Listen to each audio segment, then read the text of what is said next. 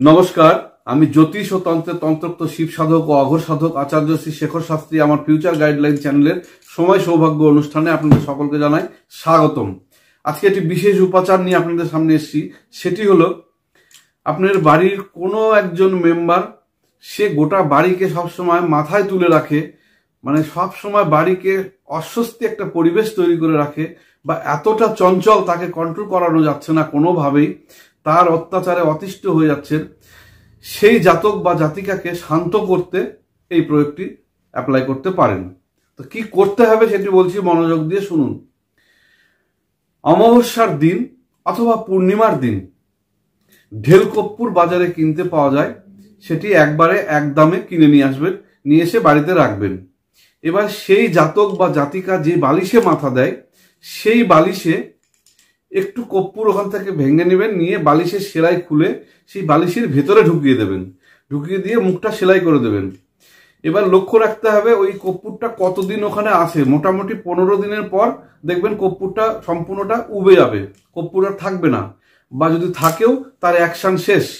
কর্পূরটাকে বের করে নিয়ে আলাদা একটি জায়গায় রাখবেন, আর পরে আবার একটি নতুন কর্পূর নিয়ে সেই বালিশের ভিতরে আবার ঢুকিয়ে দেবেন। 15 দিন অন্তর অন্তর কর্পূর চেঞ্জ করবেন আর বালিশের তুলার ভিতরে ঢুকিয়ে দেবেন। যেই বালিশটাতে সে মাথা দেয়, সবসময় মাথা দিয়ে ঘুমায়, যে বালিশ থেকে যে কর্পূরটা ব্যবহার করা কর্পূরটা বার করলেন, সেটা তিন রাস্তার মোড়ে গিয়ে শনিবার অথবা মঙ্গলবার দেখে বালিশ থেকে বের করতে হবে, করে 3 রাস্তার মোড়ে গিয়ে সেই কর্পূরটাকে জ্বালিয়ে দিয়ে ওখানে আর তাকানো হবে না, সোজা রিটার্ন চলে আসতে হবে, এসে হাত পা চোখ মুখ ধুয়ে বাড়িতে ঢুকে যাবেন। এইভাবে করতে হবে কাজ। 90 দিন করবেন। 90 দিন করবেন। 15 দিন অন্তর অন্তর কর্পূর বালিশ থেকে বের করবেন, করে সেই 15 দিনের জায়গায় দেখা গেল শনিবার মঙ্গলবার হচ্ছে না, 14 দিন হচ্ছে, বা 16 দিন হচ্ছে, বা 13 দিন হচ্ছে। ঠিক যেদিনই হবে শনিবার মঙ্গলবার, তাতে 13 দিন আগে হলেও হবে, বা 15 দিন পরে হলেও হবে, মানে শনিবার মঙ্গলবার যেদিন পড়ছে। অনেক সময় দেখা যাচ্ছে 15 দিনের মাথায় শনিবার হচ্ছে না, বৃহস্পতিবার হচ্ছে। সেক্ষেত্রে দেখতে হবে আপনাকে তার আগে শনিবার কবে পড়ছে সেই শনিবারে বের করতে হবে, বা মঙ্গলবার কবে পড়ছে বের করতে হবে, বা যদি আপনি সময় না হয় পরে শনিবার কবে হচ্ছে মঙ্গলবার কবে হচ্ছে ঠিক সেই দিন বের করতে হবে। বের করে 3 রাস্তা মোড়ে গিয়ে ওটাকে জ্বালিয়ে দিয়ে সোজা চলে আসতে হবে। ওটা আগুন কতক্ষণ জ্বললো ওটা দেখা যাবে না। আগুন জ্বালানোর সময় আগুনটাকে আর তাকানো যাবে না, দেখাও যাবে না। বাড়িতে এসে হাত পা চোখ মুখ ধুয়ে বাড়িতে ঢুকে যাবেন।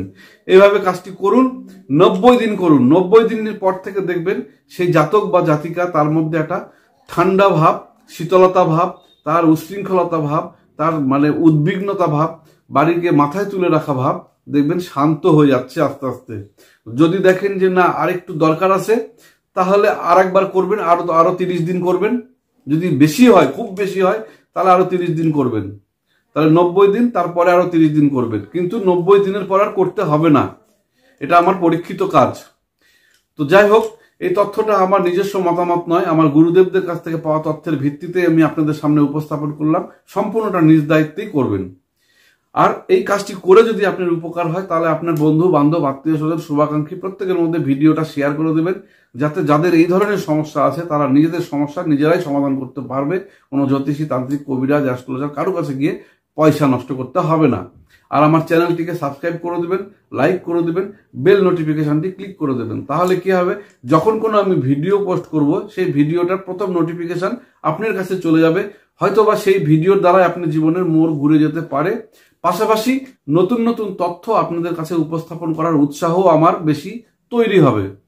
তো আজকে অনুষ্ঠান আমি এখানে শেষ করছি। পরবর্তী অনুষ্ঠানে আপনাদের সঙ্গে আবার দেখা হবে। সকলে ভালো থাকবেন, সকলের মঙ্গল কামনা করে আজকের মতো এখানে শেষ করছি। পরবর্তী অনুষ্ঠানে আবার দেখা হবে।